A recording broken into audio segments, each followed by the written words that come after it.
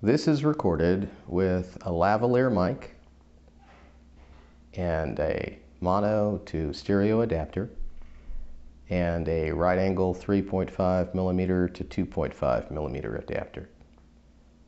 The sound quality is good enough for government work, probably even good enough for a Kickstarter campaign. And I've got a photograph elsewhere in this post. So if you want to skip the H1 recorder and just plug the lavalier directly into the GH2, sound quality should be okay.